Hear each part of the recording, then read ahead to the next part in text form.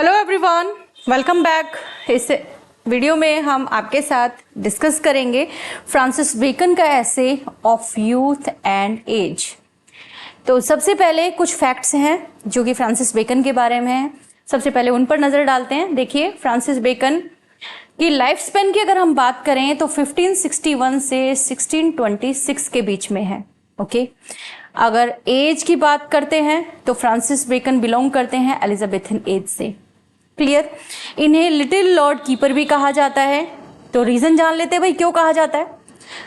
ये जो Francis bacon है, इनके फादर थे सर निकोलस बेकन। वो एलिजाबेथ के यहाँ पर keeper of the great seal की पोस्ट पर काम किया करते थे। Keeper of the great seal क्या है, अब ये माइंड में आपके स्ट्राइक हो रहा होगा। Actually keeper of the great seal means an important person in England and Scotland who takes care of a special seal use to make important government document official, है ना। तो ये जाया करते थे उनके साथ में, अपने फादर के साथ में। और ये भी बहुत इंटेलेक्चुअल थे और इनके इंटेलेक्चुअल ये जो ब्यूटी है उससे अट्रैक्ट होके, उससे इंप्रेस होके एलिजाबेथ ने इन्हें लिटिल लॉर्ड कीपर कहना स्टार्ट कर दिया था। इस तरीके से इन्हें लिटिल लॉर्ड कीपर कहा जाता है। William Shakespeare, Edmund Spenser, Christopher Marlowe, Ben Jonson well known names हैं। ये हैं इनके कॉन्टेम्परेरीज। इन्हें लिटरेचर के स्टूडेंट लगभग सुनते हैं, पढ़ते हैं, जानते हैं। विलियम शेक्सपियर को तो सभी जानते हैं। एडमंड स्पेंसर हैं, क्रिस्टोफर मार्लो हैं, बेन जॉनसन हैं, ये इन्हीं के ही कंटेम्परेरी रहे हैं। अब बात करते हैं बहुत ही इंपॉर्टेंट कि father of English essays and father of essays. यहाँ पर बच्चे बहुत कंफ्यूज होते हैं, बहुत ज्यादा कंफ्यूज होते हैं। फादर ऑफ इंग्लिश एसेज जो है वो तो है हमारे Francis Bacon. Okay, clear. But इसी को थोड़ा सा मॉडिफाई अगर कर देते हैं ना, फादर ऑफ एसेज की अगर बात कर लेते हैं तो फ्रांसिस बेकन नहीं कहेंगे, आप कहेंगे फादर ऑफ एसेज है मॉन्टेन। तो मॉन्टेन है फादर ऑफ एसेज, और फादर ऑफ इंग्लिश एसेज की अगर बात की जाए तो फ्रांसिस बेकन आपको लिखना है। ठीक है। अब बेकन की बात हो रही है और एम्फ्रिसिज्म को अगर हम डिस्कस ना करें तो ऐसा हो ही नहीं सकता, क्योंकि फ्रांसिस बेकन के जो एसेज है ना भरे पड़े हैं एम्फ्रिसिज्म पे, क्योंकि एम्फ्रिसिज्म पर बेस्ड ही ये लिखा करते हैं। इसीलिए मैं कह रही हूँ कि बहुत ही इंटरेस्टिंग ऐसे है ये। थोड़ा सा टफ तो जरूर लगेगा आपको, लेकिन इंटरेस्टिंग बहुत ज्यादा बनाया है मैंने। कोशिश करी है आपको एग्जाम्पल्स के साथ समझाने की। आपको बने रहना है वीडियो पर लास्ट तक मेरे साथ। एम्फ्रिसिज्म पर बेस्ड हर एक ऐसे है, यानी इनकी पर्सनल जो ऑब्जर्वेशन है, इनका पर्सनल जो एक्सपीरियंस है, इनकी जो लर्निंग है ना, उस पर बेस्ड होते हैं इनके एसेज। और इसमें भी आपको यही सब देखने को मिलेगा। और एफोरिज्म की अगर बात की जाए, यानी कहावत की अगर बात की जाए, एम्फ्रिसिज्म यानी अनुभववाद और एफोरिज्म का मतलब होता है कहावत। Aphorism is a brief statement you can say that expresses a general truth. तो वो चीजें भी आपको यहाँ पर देखने को मिलेंगी। बहुत सारे हिस्टोरिकल कॉन्टेक्स्ट लिए हैं भाई इन्होंने, बहुत सारे, यानी हिस्ट्री के बहुत सारे लोगों से आपकी मुलाकात होगी इस ऐसे के अंदर। आपने ऐसे ऐसे नाम जो शायद कभी पहले ना सुने हो, जो यहाँ सुनेंगे बड़े अटपटे से हैं। थोड़ा सा प्रोनाउंसिएशन के अंदर भी कुछ कुछ सा रहेगा, क्योंकि रहता है यूजुअली कहीं कुछ कैसे बोला जाता है, कहीं कुछ कैसे बोला जाता है। तो वो चीज तो आप माइंड में मत लेकर आना। आप प्रैक्टिस करेंगे, अपन लोग प्रैक्टिस करते हैं तभी तो परफेक्ट बनते हैं। तो प्रैक्टिस करेंगे तो सारी चीजें क्लियर हो जाएगी। और एक चीज और मैं आपको पहले ही बता दूं, कुछ लैटिन वर्ड्स भी यहाँ यूज हुए हैं, आर्केइक वर्ड्स यहाँ यूज हुए हैं साइड बाय साइड, वो भी आपको बताते चलेंगे। चलिए स्टार्ट करते हैं, टाइम वेस्ट नहीं करते, क्योंकि ऐसे जो है वो बहुत इंटरेस्टिंग है, बहुत मजा आने वाला है ऐसे में। ऐसे की लैंग्वेज के ऊपर अगर आप जाएंगे ना तो आपको लगेगा कि भाई बहुत टफ है, लेकिन जब आप इसको पूरा पढ़ चुके होंगे, लास्ट में कमेंट करके मुझे बताना, आपको खुद को एहसास होगा कि हाँ वाकई में ये इंटरेस्टिंग है, ईजी था, टफ नहीं था जैसा हमने सोचा था। A man that is young in years may be old in hours। हम इसको थोड़ा सा स्टोरी तरीके से आपको समझाएंगे। देखो, पहली लाइन में फ्रांसिस बेकन क्या कहते हैं कि एक आदमी को यंग होने में काफी साल लग जाते हैं, है ना। इस ऐसे के अंदर जो असेंस है ना, पहली लाइन के अंदर है, इस फर्स्ट लाइन से ही आपको ऐसे का जो असेंस है वो समझ में आ जाएगा। A man that is young in year may be old in hours. बहुत अलग सी बात लगी ना आपको कि एक आदमी जवान तो काफी सालों में होता है, लेकिन बूढ़ा कुछ ही घंटों में हो जाता है। अब कैसे, देखो मैं बताती हूँ आपको। यहाँ पे ना दो वर्ड आए हैं आपके सामने, यंग एंड ओल्ड, बस इनको आप माइंड में रखना। अब ये जो यंग और ओल्ड है ना, इनको आप जोड़ेंगे आपकी सोच के साथ, आपकी थॉट के साथ। Okay, thought. और ये जो यंग है ये है आपकी first thought, and the old is your second thought. Clear.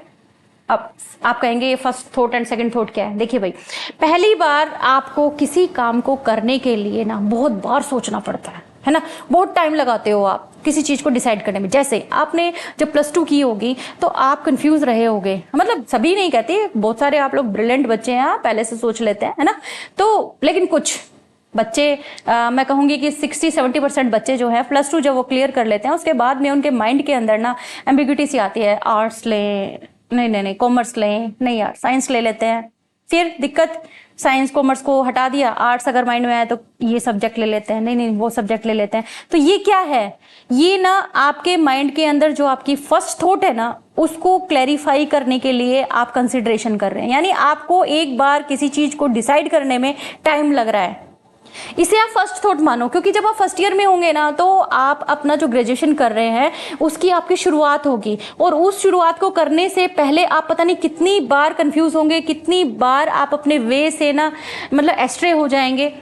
ये है फर्स्ट थॉट, जब आप बिल्कुल अपने निर्णय को कंफर्म कर लेंगे, जब अपना डिसीजन जो है वो पक्का कर लेंगे, that is first thought. But आपने उस फर्स्ट थॉट के ऊपर अगर किसी और नेक्स्ट थॉट को हावी होने दिया, यानी आपने अपनी तरफ से मन बना लिया पक्का कि आपको बीएससी करनी है, आपको साइंस लेना है, साइंस में आपको मैथ लेना है, आपने कंफर्म कर लिया, बट आपके ऊपर कोई प्रेशर है या फिर आपके फ्रेंड्स वगैरह या फिर कोई और रीजन हो गया कि आपने अपना जो आइडिया है उसको ड्रॉप अप कर दिया और सेकेंड जो है वो ओपिनियन ऑप्ट कर लिया, उसे आपने मान लिया, दैट इज सेकंड थॉट। ये जो सेकंड थॉट है ना ये बहुत जल्दी आ जाएगी, ये फर्स्ट थॉट है ये बड़ी मुश्किल से आई, बहुत आपने ध्यान लगाया उसके बाद आए। यही इस ऐसे का सेंस है क्या, कि एक आदमी जवान होने में तो कई साल लगा देता है लेकिन बूढ़ा बहुत जल्दी हो जाता है। कैसे कि एक सोच जो है ना वो बड़ी मुश्किल से आती है, काफी टाइम बाद में आती है, लेकिन कुछ ही टाइम अगर वो अपने समय का बहुत अच्छे से यूज करे ना, बहुत इफेक्टिवली अगर यूज करे तो वो ओल्ड बहुत जल्दी हो जाता है, यानी उसकी सोच जो है वो मैच्योर बहुत जल्दी हो जाती है।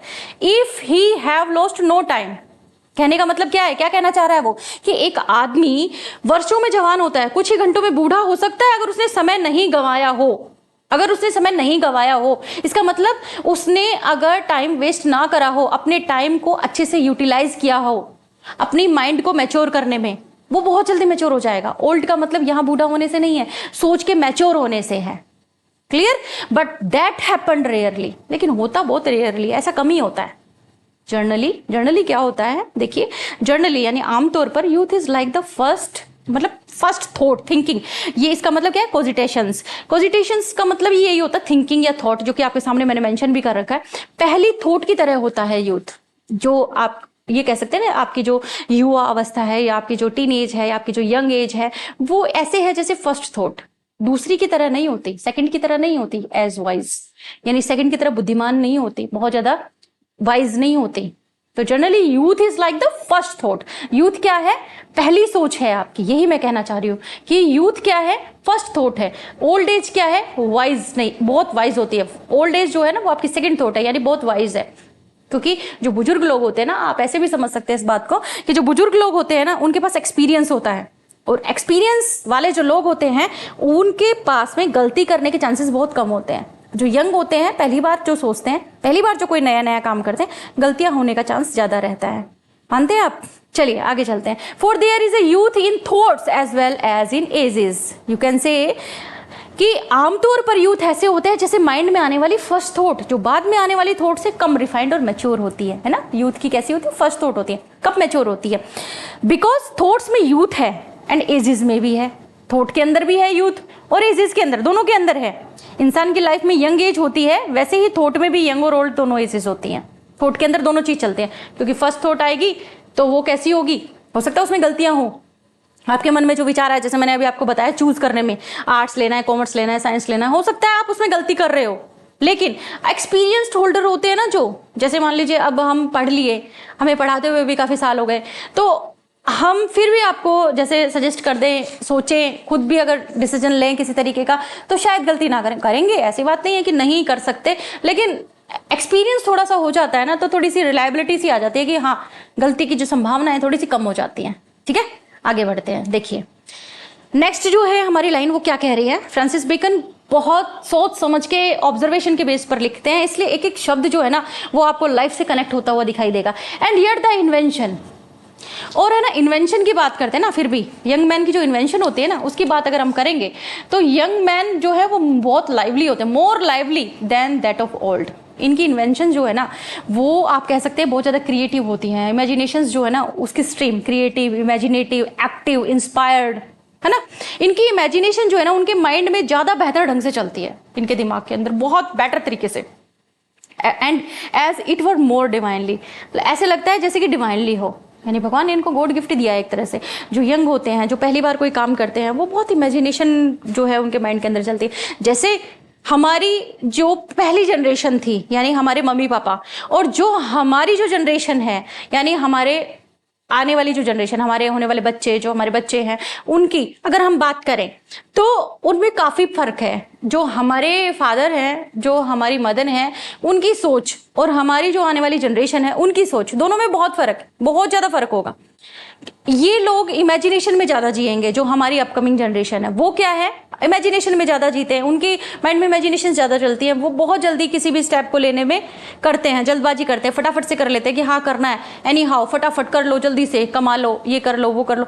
बट हमारे पेरेंट्स क्या करेंगे, सोचेंगे नहीं रे नुकसान ना हो जाए, कुछ सोच समझ के करना है जो भी करना है। तो ये जो है ना ये फ़र्क है। चलिए आगे बढ़ते हैं, आगे पढ़ते हैं। और इससे है ना आपको बहुत अच्छा कुछ सीखने को मिलेगा, तो आपको इसको स्किप नहीं करना है वीडियो को, क्योंकि ये personal observation, personal thinking, personal experience पर बेस्ड जो है ऐसे लिखते हैं फ्रांसिस बेकन। तो आपको वो कुछ ना कुछ तजुर्बा मिलेगा इससे। देखिए, natures that have much heat and great and violent desire, है ना, एंड पर्टर्बेशंस, डिसऑर्गेनाइजेशन जिसको आप कह सकते हैं, are not ripe for action till they have passed the meridian of their years। देखिए यहाँ ये कहना चाहते हैं कि जिन लोगों के नेचर में ग्रेट और वायलेंट डिजायर्स होती है ना, इस मतलब आप ये मान के चलिए कि डिस्टर्बेंस, एंजाइटी, या ये कहिए मेरिडियन, मेरिडियन इट मीन्स कि हाईएस्ट पीक जो होता है सोचने का। जिन लोगों के नेचर में ग्रेट और वायलेंट डिजायर होती है, बहुत पेशेंट होता है, वो अपनी मिडिल एज तक आते आते भी इम्पॉर्टेंट जो वर्ड्स होते हैं उनके लिए खुद को रेडी नहीं कर पाते। यानी जो उनके लिए, उन्हें कोई इंपॉर्टेंट, मान लीजिए कोई डिसीजन लेना है, नेचर जिनका बहुत ज़्यादा हीट यानी पैशन बहुत ज़्यादा भरा होता है, बहुत ज़्यादा वायलेंट उनकी डिज़ायर होती है, बहुत ज़्यादा डिज़ायर होती है ना, उनके अंदर मतलब क्या कहेंगे, वो एक्शन लेने में बहुत टाइम लगा देते हैं। यानी ये कह सकते हो आप कि इस एज तक आते आते भी वो इम्पॉर्टेंट जो वर्क्स है उनके लिए खुद को रेडी नहीं कर पाते। जो उन्हें करना है जिंदगी में, जो बहुत इंपॉर्टेंट है, उसके लिए वो अपने आप को रेडी नहीं कर पाते। जैसे कि उन्होंने एक एग्जाम्पल यहाँ से उठाया है जूलियस सीजर का, और एक और यहाँ पर लिए हैं सेप्टिमियस सेवेरस। सेप्टिमियस सेवेरस जो है ये रोमन एम्परर थे। जूलियस सीजर भी रोमन ही एक कैरेक्टर, जनरल स्टेट्समैन रहे हैं ये रोमन के, बहुत जानी मानी हस्ती है। इनके बारे में डिस्कस करने लगेंगे तो काफी टाइम वेस्ट हो जाएगा, तो आप ये मान के चलिए ये रोमन कैरेक्टर हैं दोनों के दोनों, ठीक है। तो उनके बारे में कह रहे हैं कि ये लोग बहुत ज्यादा पैशन वाले थे, पैशन बहुत था इनके अंदर, इनकी डिजायर्स बहुत वायलेंट थी जिनकी ये बात कर रहे हैं। तो जिनमें बहुत ज्यादा पैशन होता है ना और डिजायर्स जिनकी बहुत वायलेंट होती हैं, वो लोग एक जो मेन जो अपना काम करना है, इंपॉर्टेंट जो काम करना है, उसके लिए खुद को रेडी नहीं कर पाते हैं जल्दी से, क्योंकि होते ही बहुत ज्यादा, मतलब बहुत ज्यादा भी पैशन होना जो है वो उनके लिए एक तरह से नेगेटिविटी का काम कर जाता है। ठीक है, चलिए आगे बढ़ते हैं। Of the latter of whom it is said, अब बात करें of the latter of whom it is said. अगर यहां पे अगर वो आगे बात करें जुवेंटुटेटम की, जुवेंटुटेम इज इट एरिबस, बहुत अजीब से अटपटे से नाम है। आगे है इमोफ्यूरोरिबस, इमोफ्यूरोरिबस एंड प्लेनम। अच्छा जी, इनके बारे में बात कर रहे हैं कि ये कह रहे हैं कि बाद वाले जो होते हैं उनके बारे में कहा गया है कि जैसे ये जो कैरेक्टर है, एक तो है जुवेंटुटेम एज इट इरेरिबस, इमोफ्यूरोरिबस एंड प्लेनम। और फिर भी लगभग मतलब सारी की सारी जो इनकी बात करें, and yet he was the ablest emperor almost, कि इनकी अगर बात करें तो लगभग सभी की सभी लिस्ट के अंदर, ये जो जितनी भी इन्होंने लिस्ट बताई है ना, जिनका भी इन्होंने नाम बताया है, उनके अंदर फिर भी ये अच्छा एम्परर बने थे अगर बाद वाले की बात की जाए तो। यानी अभी हमने किनकी बात करी है, अभी हम बात करें जूलियस सीजर की, है ना, जूलियस सीजर की बात करें हैं, स्पिटमस सेवेरस की बात करें, तो यूं कह रहे हैं कि अगर इनकी बात की जाए, पूरी की पूरी लिस्ट की अगर बात की जाए, तो हो सकता है कि बहुत ज़्यादा एम्बिशियस रहे हैं वो, लेकिन फिर भी वो अच्छे एम्परर बने, एबलिस्ट एक एम्परर बने। शांत स्वभाव वाला अगर कोई होगा तो, बट रिपोज नेचर, अगर शांत स्वभाव वाला कोई यंग मैन है, may do well in youth, वो अपने यूथ के अंदर अच्छा कर सकता है। जैसे कि अब ये शांत स्वभाव वाले बताए हैं, ये जिनके नाम बताए ना, ये थोड़े से कैसे हैं, थोड़े हीट नेचर के, यानी थोड़े उग्र स्वभाव के थे, थोड़े से गुस्से वाले, थोड़ा बहुत ज़्यादा पेशेंस दिखाने वाले, इनकी डिज़ायर्स जो है वो बहुत ज़्यादा वायलेंट थी। ये जो लोगों के नाम लिए हैं 4-5, ये तो थे थोड़े से मतलब एग्रेसिव टाइप के। और ये जो है ना, ये जिनके ये नाम अब आगे लेने वाले हैं, ये रिपोज नेचर के हैं, यानी शांत स्वभाव वाले हैं। अब ये रिपोज नेचर वाले कौन कौन से हैं? ये है ऑगस्टस सीजर, ठीक है। ऑगस्टस सीजर के अलावा ये है कॉस्मस ड्यूक ऑफ फ्लोरेंस, और इसके अलावा है गैस्टन डी फाइक्स। गैस्टन डी फाइक्स है, इनके अंदर देखा गया है, मतलब और भी हैं काफी जिनके इन्होंने नाम ले लिखे, इनके अंदर देखा गया है कि इनका नेचर जो है ना वो कैसा है, रिपोज्ड नेचर है, शांत स्वभाव है। तो शांत स्वभाव वाले जो यंग मैन हैं वो और भी अच्छा कर सकते हैं। यहाँ पे फ्रांसिस बेकन ये कहना चाहते हैं कि मैं ये नहीं कहूंगा कि जो वॉयलेंट नेचर वाले हैं, जैसे कि इनकी बात हुई है, वॉयलेंट नेचर वाले हैं, जैसे सीजर है, जैसे सीवरस है, जैसे कि आगे जो जिनके इन्होंने नाम लिए हैं, जैसे जुवेंटुटेम है, जुवेंटुटम है, एजिट एरेरिबस है, इमोफ्यूरोरिबस है, इनके जो नाम लिए हैं कि ये थे वॉयलेंट नेचर के, लेकिन ये भी है ना एबलेस्ट एम्परर बने। बट अगर शांत स्वभाव वालों की बात करी जाए, जैसे ऑगस्टस है, जैसे कि ये ड्यूक ऑफ फ्लोरेंस है, इनकी अगर बात की जाए तो ये और भी बेहतर है, मतलब और भी बेस्ट कर सकते हैं, may do well in youth, अपनी जवानी के टाइम में और भी अच्छा कर सकते हैं। ये कहना चाह रहे हैं कि अपना नेचर जो है ना वो शांत जो रखते हैं वो और भी अच्छा कर सकते हैं। ये जो इन्होंने एग्जाम्पल्स उठाए हैं, जो नाम बताए हैं ना, ये सारे के सारे हिस्ट्री से उठाए हैं, तो बहुत ही जाने माने कैरेक्टर हैं ये हिस्ट्री के, उनका एग्जाम्पल देते हुए समझाया यंग एज के बारे में। ऑन द अदर साइड, दूसरी तरफ वो क्या कहना चाह रहे हैं कि उम्र में ना heat and vivacity in age is an excellent composition for business, कि जो उम्र के अंदर जो ओल्ड एज होती है ना उसके अंदर अगर एनर्जी हो, एंथुजियाज्म जो हो, तो वो बहुत अच्छा कॉम्बिनेशन होता है बिजनेस के लिए, बिजनेस के लिए बहुत बेनिफिशियल है। Young man are fitter to invent. अब यंग मैन जो होते हैं ना वो किस किस चीज के लिए अच्छे रहते हैं? यंग मैन ना फिटर होते हैं, यानी फिट होते हैं किस चीज के लिए? वो इन्वेंशन करने के लिए बहुत अच्छे होते हैं, देन टू जज करने के कंपैरिजन में वो इन्वेंशन में अच्छे होते हैं। Fitter for execution than for counsel, सलाह देने की तुलना में वो काम को करने में, एग्जीक्यूट करने में ज़्यादा बेस्ट होते हैं। And fitter for new projects, वो न्यू प्रोजेक्ट्स के लिए ज़्यादा फिट होते हैं उसके कंपैरिजन में, क्या सेटल बिजनेस के कंपैरिजन में, यानी जो पहले से बिजनेस सेट है उसको रन करने की तुलना में नया बिजनेस सेट करने में यूथ जो है वो ज्यादा फिट होती है। तो यहाँ पे यंग एज के बारे में बताया है कि जो यंग एज है, यंग एज वाले जो लोग हैं वो फिट होते हैं किस चीज में? इन्वेंशन में, इन्वेंट करने में। ओके, देन जज है ना, फिटर फॉर एग्जीक्यूट, किसी चीज को एग्जीक्यूट करने में, ओके, एग्जीक्यूट करने में, और किस चीज के लिए? न्यू प्रोजेक्ट्स के लिए। तो आप ये याद रखने कि किस किस चीज के लिए यंग एज को इन्होंने बताया है, प्रोजेक्ट के लिए। तो ये है यंग एज के लिए। अब आगे चलते हैं हम, आगे क्या कह रहे हैं देखिए, for the experience of age, age की बात कर रहे हैं अब ये, यानी ओल्ड एज, ये एज की बात कर रहे हैं कि एज लोगों का जो एक्सपीरियंस होता है, for the experience of age in thing that fall within the compass of it. जो ओल्ड मैन होते हैं ना वो क्या करते हैं? वो अपने कंपास में काम करते हैं, यानी जिसके अंदर वो सीमित हैं, जो उन्होंने बिजनेस सेट कर लिया, जो वो काम कर रहे हैं उसको क्या करते हैं? डायरेक्ट करते हैं। अब देखिए TH यूज किया, आर्केइक है, ये डायरेक्ट होता है, इसका मतलब ये बता भी दिया है मैंने यहाँ पे।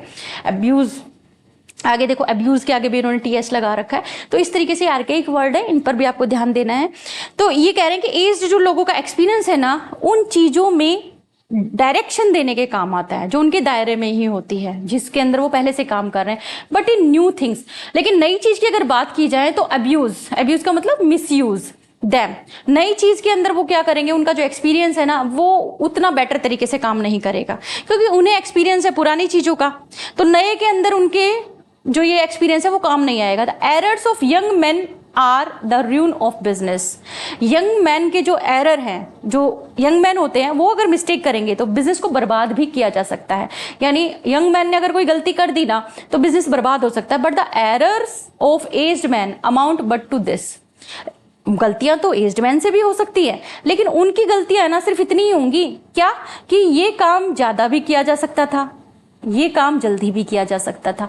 यानी उन्होंने एक्सपीरियंस पर अपना कोई काम सेट किया है, तो उनकी गलतियां इतनी जरूर हो सकती हैं कि उन्होंने जो काम आज इस साल के अंदर इस तारीख को शुरू किया है, ये काम वो 1 साल पहले भी कर सकते थे। ऐसी गलती वो जरूर कर सकते हैं। लेकिन जो यंग मैन है ना, वो इतने क्रिएटिव हो गए, इतने इमेजिनेटिव हो गए हैं कि वो कोई नई ऐसा बिजनेस के अंदर कुछ नया ऐसा करने की सोच लेते हैं कि पूरे पूरे बिजनेस को भी बर्बाद कर सकते हैं। ओके, तो इस तरीके से जो है वो यहाँ पर वो कंपैरिजन कर रहे हैं। ओके, चलिए आगे बढ़ते हैं। हम आगे क्या कहना चाह रहे हैं? Young man in the conduct and manage of actions embrace more than they can hold, stir more than they can quiet. अब देखो, अब यहाँ पर वो बताएंगे कि किस तरीके से मैनेज करते हैं। Young man in the conduct and manage of action, कि यंग मैन किसी भी काम को मैनेज और उसे कंडक्ट करने में कुछ ऐसे होते हैं। कैसे होते हैं देखिए, बताएंगे यंग मैन कैसे हैं। दे कैन होल्ड, जितना वो कर सकते हैं। They can hold, stir more than they can quiet, उससे ज्यादा काम हाथों में ले लेते हैं। फ्लाई टू द एंड, मतलब आखिर तक उड़ना चाहते हैं, मतलब बहुत ज्यादा, मतलब उनके उन लिमिट से बाहर कोई काम होगा ना, उसको भी अपने हाथों में ले लेंगे without consideration of the means and degree. ये चीज भी नहीं सोचते कि भाई सोर्सेज कितने हैं, उनकी कैपेसिटीज क्या है, उसके बारे में भी नहीं सोचेंगे। ज्यादा से ज्यादा काम को अपने हाथ में लेने की कोशिश करेंगे। परस्यू सम फ्यू प्रिंसिपल, कि कुछ थोड़े बहुत ही नियम सिद्धांत जो है उनको फॉलो करते हैं। Which they have chanced upon absolutely care not to innovate, हाँ, विच ड्रॉज अननोन इनकन्वीनियंस, कि प्रिंसिपल्स को फॉलो नहीं करते और प्रिंसिपल्स को बेतुके ढंग से ही जो उन्हें पता लगे ना, उनको मतलब नेग्लेक्ट सा कर देते हैं, इनोवेशन की परवाह किए बिना, जो कभी कभी ना अननोन मतलब इनकन्वीनियंस पैदा कर देते हैं। बहुत सारी असुविधा जो है वो आ जाती हैं। Use extreme remedies at first and that which double all error. Extreme remedies, कई बार क्या होता है कि बहुत ज्यादा रेमेडीज यूज करने लगते हैं, मतलब जो बिना प्रिंसिपल के बिना सोचे समझे फॉलो काम करते हैं, बहुत सारी गलतियां होने की संभावनाएं बना देते हैं। और फिर बाद में क्या करते हैं, and that which double the error, जो गलतियां हैं वो डबल हो जाती हैं। विल नॉट एक्नॉलेज और रिट्रैक्ट दैम। रिट्रैक्ट का मतलब होता है टेक बैक, मतलब वापस उस चीज के लिए सॉरी फील भी नहीं करते, मतलब आप ये भी नहीं करते कि भाई हाँ एक्सेप्ट करें कि हाँ मेरे से हो गया, कोई बात नहीं। जिद्दी होते हैं, मतलब मानते भी नहीं है वो, इस तरीके से लगते हैं लाइक एन अनरेडी हॉर्स। अब यहाँ पे ना मेटाफर यूज किया है कि जो यंग मैन है उनको अनरेडी हॉर्स के तरह बताया गया है, कि वो ऐसे होते हैं जैसे कि अनट्रेंड हॉर्स होते हैं, कि जिन्हें ट्रेंड नहीं किया गया, जिनको कंट्रोल नहीं किया जा सकता, इस तरीके के। That will neither stop nor turn, कि ना तो वो रुकेंगे ना ही वो मुड़ेंगे। तो यंग मैन कैसे हैं? यंग मैन जो हैं वो अपनी चलाने की कोशिश करते हैं, मतलब अपनी जो फिलॉसफी है ना उसके ऊपर काम करने की कोशिश करते हैं। वो ना तो मुड़ेंगे, हाँ, और ना ही रुकेंगे। यानी उन्हें ये लगता है कि उन्हें नॉलेज है, वो करते चले जाएंगे आगे से आगे। इसका मतलब गलतियां होने की संभावनाएं जो है वो बढ़ाते चले जाते हैं। देखिए आगे क्या है, मैन ऑफ एज। अब अगर मैन ऑफ एज की बात की जाए, यानी मैन ऑफ ओल्ड एज की बात की जाए या एक्सपीरियंस होल्डर की बात की जाए, ऑब्जेक्ट टू मच, ये लोग ऑब्जेक्ट बहुत करते हैं, ऑब्जेक्शंस बहुत करते हैं, बहुत ही ज्यादा। कंसल्ट टू लॉन्ग, बहुत देर तक विचार विमर्श करते रहते हैं, सोचते रहते हैं, समझते रहते हैं, डिस्कस करते रहते हैं। एडवेंचर टू लिटिल, और साहस बहुत कम करते हैं, एडवेंचर बहुत कम करते हैं। रिपेंट टू सून, जल्दी ही पछतावा कर लेते हैं, रिग्रेट फील करने लगते हैं। Seldom drive business home to full period, और बहुत कम ऐसा होता है कि वो अपने बिजनेस को जो है वो घर तक लेकर आए, यानी उसको और ज्यादा बढ़ाने की कोशिश करें, अपने बच्चों के हाथ में देने की कोशिश करें, यानी और ज्यादा फैलाने की कोशिश करें, ऐसा भी वो बहुत कम करते हैं। बट कंटेंट, और बहुत जल्दी संतुष्ट हो जाते हैं। कंटेंट का मतलब होता है संतुष्ट हो जाना। Themselves with a mediocrity of success. Mediocrity का मतलब होता है मतलब बहुत एवरेज क्वालिटी का, बहुत ही थोड़े से में ही संतुष्टि कर लेते हैं जो ओल्ड एज वाले होते हैं। अब आगे बताएंगे कि इनका जो यूनियन है, दोनों का जो मिक्सचर है वो क्या होगा। देखिए दोनों का ना certainly it is good to compound, दोनों का कंपाउंड एम्प्लॉयमेंट्स ऑफ बोथ, दोनों को अगर मिला दिया जाए ना, for that will be good for the present, because the virtue of either age may correct the defect of both. कि दोनों को अगर मिला दिया जाए ना तो क्या होगा, एक की ताकत दूसरे की कमजोरी को दूर करने के काम आ सकती है। Because the virtues of either age में correct the defect of both, दोनों की कमियां खत्म हो जाएंगी। एंड गुड फॉर सक्सेशन के लिए बहुत अच्छा रहेगा। That young man may be learners, क्योंकि यंग मैन जो है ना लर्नर हो सकते हैं, while man in age are actor. और जो ओल्ड मैन होंगे, जो एक्सपीरियंस होल्डर होंगे, वो अच्छा अभिनय कर पाएंगे, अच्छा काम कर पाएंगे। And lastly good for external accidents, कि जो एकदम से किसी तरह का कोई नुकसान हो जाता है उससे बच पाएंगे। Because authority follow old man, क्योंकि जो ओल्ड मैन होते हैं वो उनको क्या है, रिस्पेक्ट मिलती है। अथॉरिटी जो है वो रिस्पेक्ट करते हैं। And favour and popularity youth, और यूथ को क्या चाहिए होती है, यूथ को पॉपुलैरिटी चाहिए होती है। तो दोनों को अगर मिला दिया जाए ना तो बहुत बेस्ट तरीके से काम किया जा सकता है। But for the moral part perhaps youth will have the preeminence as age hath for the politics. लेकिन नैतिक रूप से यूथ को प्रधानता मिलती है और राजनीति के लिए ओल्ड मैन को। यानी यूथ जो है उसकी अगर बात की जाए तो वो अच्छा मॉरल बन सकते हैं, और अगर ओल्ड एज की बात की जाए तो ओल्ड एज जो है ना वो पॉलिटिकली बहुत ज़्यादा मानी जाती है। यानी पॉलिटिक्स की अगर बात की जाए तो पॉलिटिक्स के अंदर इनकी पकड़ अच्छी रहती है, पॉलिटिक्स के अंदर इन लोगों को ही पकड़ा जाता है। ठीक है, पॉलिटिकली मतलब इन लोगों को कंसिडर किया जाता है। ए सर्टेन रैबिन एक ज्यूइश स्कॉलर के बारे में कहा गया है। A certain rabbin upon the text, यानी वो टेक्स्ट को जब पढ़ते हैं या जो किताबों में लिखा हुआ है क्रिश्चियनिटी किताबों में, तो ये लिखा है कि your young man shall see vision, कि तुम्हारे जो यंग मैन है ना वो विजन देखते हैं, और ओल्ड मैन जो है ना वो ड्रीम देखते हैं। विजन का मतलब और ड्रीम का मतलब थोड़ा अलग अलग है। विजन जो है ना वो होती है, जैसे हिंदी में बोलूँ तो दृष्टि, और ड्रीम होता है सपना। तो दोनों चीजें अलग अलग हैं। अब यंग मैन की अगर बात की जाए तो it means young man are more closer to God than old, because visions are clearer and more direct than dreams, है ना। क्योंकि देखिए inferior that young men are admitted nearer to God than old because vision is clearer revelation than a dream, कि ये old जो होते हैं ना वो सिर्फ सपने देखते हैं। ये कहा जाता है जो यूथ है वो भगवान के ज़्यादा नज़दीक होते हैं क्योंकि वो विजन देखती है, वो एकदम क्लियरर होता है, एकदम बिल्कुल स्पष्ट होता है उसे क्या करना है, वो एकदम क्लियर है। और ये जो ओल्ड एज वाले होते हैं ये ड्रीम देखते हैं, सपना देखते हैं, तो वो थोड़ा सा ये होता है कि हाँ पूरा हो भी सकता है और नहीं भी हो सकता। तो अगर ज्यूइश स्कॉलर की बात की जाए, रैबिन की बात की जाए, तो कहते हैं कि ऐसा कहा गया है कि तुम्हारे जो यंग मैन हैं वो ज़्यादा भगवान के नज़दीक है। किसकी तुलना में? ओल्ड की तुलना में ज़्यादा भगवान के नज़दीक, यानी ज़्यादा अपने गोल के एकदम नज़दीक है।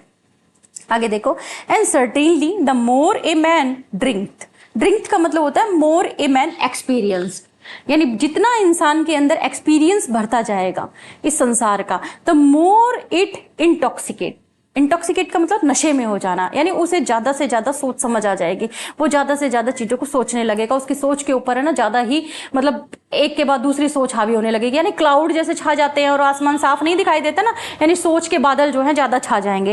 And age doth means do और does profit rather in the power of understanding.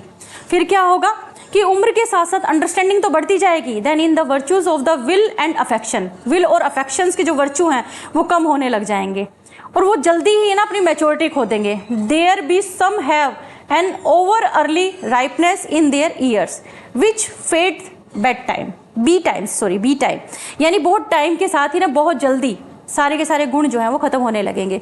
उम्र के साथ साथ अंडरस्टैंडिंग तो बढ़ती जाएगी, लेकिन इच्छा शक्ति और अफेक्शन जैसी जो क्वालिटीज़ है ना वो कम होने लगती हैं। और कुछ जो लोग ना बहुत ही जल्दी मतलब अपने टाइम से पहले ही क्या हो जाते हैं, ओवर अर्ली राइपन्स का मतलब अपनी उम्र से पहले ही मैच्योर हो जाते हैं बहुत सारे लोग। It means their early brilliance does not last.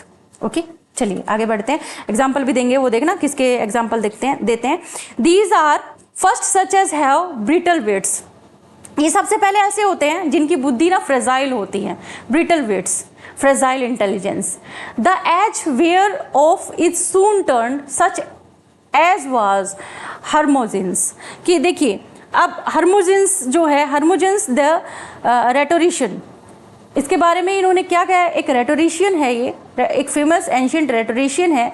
वो कह रहे हैं कि इनकी जो बुक्स है ना ये बहुत ही ज़्यादा मतलब सटल थी। सटल का मतलब था डेलिकेट, नॉट ऑब्वियस, जल्दी से समझ में नहीं आती थी। वो आफ्टरवर्ड वैक्स स्टूपिड, बाद में मतलब ऐसा कहा जाने लगा कि क्या लिखा है इसने, समझ ही नहीं आ रहा। तो इसका मतलब क्या है कि अगर ये कहा जाए कि जिनकी बुद्धि बहुत ज़्यादा फ्रेजाइल होती है, सबसे पहले ऐसे लोग होते हैं, ऐसे लोग जिनकी जो मतलब बहुत कुछ कहना चाहते हैं लेकिन इतना ज़्यादा मतलब इंटेलिजेंस के साथ में लिख देते हैं कि लोगों को समझ में ही नहीं आता है। तो फिर क्या कहने लगते हैं लोग कि यार क्या लिख दिया ये, एकदम वैक्स्ड स्टूपिड, मीन्स कुछ समझ में ही नहीं आया। आगे देखो क्या कहना चाह रहे हैं। इस सेकंड शॉर्ट, दूसरी तरह के अगर लोगों की बात की जाए, फर्स्ट टाइप के लोग थे ये तो मतलब जो अपने इंटेलिजेंस को दूसरों के सामने प्रेजेंट करते हैं, बट इतना ज़्यादा गहराई से लिख देते, मतलब इतना ज्यादा ज्ञान की बात कर देते कि सामने वालों को समझ में ही नहीं आया। Second sort of those that have some natural dispositions which have better grace in youth than in age. दूसरे टाइप के लोग ऐसे होते हैं जो अपने यूथ टाइम में ज्यादा टैलेंटेड रहे हैं ओल्ड एज के कंपैरिजन में, अपनी ओल्ड एज जो है ना उसके कंपैरिजन में ज्यादा ग्रेसफुल रहे थे अपने यूथ में। Such as in the fluent and luxuriant speech, यानी यूथ के टाइम पे बहुत फ्लुएंट बोला करते थे, बहुत प्यारी स्पीच दिया करते थे। Which becomes youth well but not age, लेकिन उम्र के बढ़ने के साथ साथ जो उनका ये जो टैलेंट है ना वो धीरे धीरे खत्म होने लगा। इसलिए हॉर्टेसियस के टूली कहते हैं, टूली क्या कहते हैं, हॉर्टेसियस के टूली कहते हैं। यहाँ पे एक लेटिन एक फ्रेज है, वो क्या कहते हैं देखिए, इडेम माने बट नेक इडेम डेस्पेट, है ना। ये समझाती हूँ मैं आपको इसका मतलब क्या होता है। इसका मतलब होता है कि जिसकी एबिलिटीज अनचेंज्ड थी, बदल नहीं सकती थी, लेकिन उम्र बढ़ने के साथ साथ फिट नहीं रही। यानी ऐसे लोग होते हैं ये कि यूथ के अंदर, अपनी यंग एज के अंदर वो टैलेंटेड थे, बहुत अच्छा टैलेंट था उनके अंदर, बहुत अच्छी स्पीच दे सकते थे, जो कि आगे उम्र के बढ़ने के साथ साथ अच्छी और अच्छी होनी चाहिए थी, लेकिन क्या यंग एज के जैसी नहीं रही, है ना, उम्र के साथ साथ बढ़ने के साथ साथ वैसी नहीं रही। तो इसका मतलब ये है कि देखिए इडियम मैनेबेट, यानी he remain the same NOR was the same suitable, अब लेकिन फिलहाल जो है वैसी नहीं रही। तो सेकंड टाइप के ऐसे होते हैं। द थर्ड इज, जो तीसरे टाइप के जो लोग हैं वो कैसे बताए हैं देखिए, the third is of such as take too high a strain at the first. Third ऐसे होते हैं जो पहली बार में बहुत ही ज्यादा जोश के साथ काम करते हैं, एंड आर मैग्नेमियस। मैग्नेमियस का मतलब जेनरस, नोबल, यानी बहुत ही अच्छा काम करते हैं, मोर than tract of years can uphold, लेकिन समय के साथ साथ नोबल ही रहते हैं। मतलब कुछ लोग इसने अलग अलग बताए हैं कि फर्स्ट जो इन्होंने बताया ना वो ऐसे बताए बहुत ज्यादा बुद्धि वाले, वो ऐसे ऐसी बुक्स लिख देते थे, मतलब लोगों को समझ ही नहीं आती थी। सेकंड वाले ऐसे कि यंग एज के अंदर अच्छा उनके अंदर टैलेंट होता है, बहुत ही अच्छा टैलेंट होता है, जिसको वो ओल्ड एज तक भी और अच्छा निखार सकते थे, लेकिन वैसा स्टेबल नहीं रख पाते। थर्ड वाले ऐसे लोग होते हैं टू हाई, बहुत शुरुआत करते हैं बहुत अच्छी सी, नोबल ही रहते हैं, लेकिन फिर लास्ट जोश से काम करते हैं, लेकिन समय के साथ साथ नोबल रहते हैं, अब मतलब नोबल हो जाते हैं एक तरफ। More than tract of year can uphold as was, किसकी बात करें, स्कीपियो अफ्रीकन्स, एक स्कीपियो अफ्रीकन्स था, ऑफ हुम लीवी सेथ इन इफेक्ट। यहाँ पे अल्टीमा प्राइमिस सेडिबेट है, ये कहते हैं कि बाद के अचीवमेंट्स पहले के अचीवमेंट से मेल नहीं खाते। इसका मतलब ये है, ये देखिए पूरा ये जो वर्ड है इसके अंदर वो कहना चाहते हैं कि later achievements outshone his earlier ones, कि जो बाद के अचीवमेंट्स है ना पहले के अचीवमेंट से मेल नहीं खाते, यानी बाद में वो और अच्छा करते हैं। कुछ लोग ऐसे होते हैं कि कई तो बिल्कुल स्टार्टिंग में बहुत अच्छा किए और उसके बाद में उनको जाना ही नहीं कोई भी, मतलब उनकी लिखी हुई किताबों को कोई पढ़ ही नहीं पाया। सेकेंड टाइप के ऐसे थे कि जिनका यूथ जो है इतना ज्यादा अच्छा नहीं था, लेकिन बाद में उन्होंने अच्छा किया। और कुछ का ऐसा सेकंड टाइप के ऐसे थे जिन्होंने यूथ में काफी अच्छा किया, खूब मतलब अपना नाम कमाया, लेकिन बाद तक उसको सस्टेन नहीं रख पाए। और थर्ड वाले ऐसे हैं कि शुरुआत जो है ना टू हाई की और फिर लास्ट में जो है वो और भी ज्यादा आउटशोन हो गए, अर्लियर से भी ज्यादा। Later achievements outshone his earlier ones. Okay, तो इस तरीके से हमारे जो ऐसे है यहाँ पर खत्म हो जाता है। लेकिन एक बार हम ऐसे के बारे में जान लेते हैं। ऐसे में क्या लिखा है देखिए, ऐसे जो है हमारा फ्रांसिस बेकन ने लिखा है, ये तो मैं आपको बता ही चुकी हूँ। ये एक इंग्लिश फिलोसोफर है ना, स्टेट्समैन, साइंटिस्ट, ज्यूरिस्ट, ओरेटर और ऑथर रहे हैं। Considered the first major English essayist, पहले बहुत बड़े इंग्लिश एसेइस्ट कहलाते हैं। इस ऐसे का जो स्ट्रक्चर है वो एक लॉजिकल मैनर में है, ठीक है। बिगनिंग जो होती है ना एक जनरल कंपैरिजन से होती है, जो कि यूथ और एज के साथ में कंपैरिजन किया जाता है। और फिर आगे जो ये डिस्कशन है ये बढ़ जाता है आगे जाके specific characteristics and examples from history से एग्जांपल लेके स्पेशल कैरेक्टरिस्टिक्स जो हैं वो बताए जाते हैं। तो मेन थीम निकल कर क्या आता है इसका, ऐसे का contrast between youth and age, जो यंग लोग हैं वो और जो एज लोग हैं वो, उनके बीच में कंट्रास्ट इसका मेन थीम बनता है। मैसेज क्या है बेकन के मैसेज, ऐसे के अंदर मैसेज है कि दोनों के दोनों ही, यूथ भी और एज भी, इनके अपने अलग अलग एडवांटेजेस हैं और अलग अलग डिसएडवांटेजेस हैं। यूथ के अंदर भी काफ़ी क्वालिटीज़ हैं, जैसे कि क्रिएटिविटी है, एनर्जी है, विलिंगनेस है, यानी काम को करना चाहते हैं, रिस्क लेना चाहते हैं, बट ऑल्सो बाय इम्पल्सिवनेस और लैक ऑफ जजमेंट की वजह से थोड़ा सा मतलब गलतियां कर जाते हैं। तो ये इनमें कमियां हैं, ये इनमें खूबियां हैं। इसी तरीके से ओल्ड एज वाले जो होते हैं ना उनके अंदर बुद्धि है, एक्सपीरियंस है, क्वेश्चंस है, लेकिन बहुत ज़्यादा सोचते हैं, कंजर्वेटिव हैं, बहुत काम करने में थोड़े स्लो हैं। तो दोनों चाहे यंग हो चाहे ओल्ड हो, उनके एडवांटेजेस भी हैं और डिसएडवांटेजेस भी हैं, लेकिन दोनों को अगर फ्यूजन कर दिया जाए, यानी यंग एज जैसा एंथुजियाज्म हो, क्रिएटिविटी हो, काम को करने का, रिस्क लेने का अगर जज्बा हो, प्लस ओल्ड एज जैसा अगर एक्सपीरियंस हो, दोनों को अगर मिला दिया जाए तो फिर बेस्ट हो जाता है। तो ये था हमारा आज का कंप्लीट ऐसे। अगर आपको पसंद आया जल्दी से इसको लाइक कर दीजिए, शेयर जरूर किया कीजिए और चैनल को सब्सक्राइब करे बिना आपको नहीं जाना है। Thanks for watching.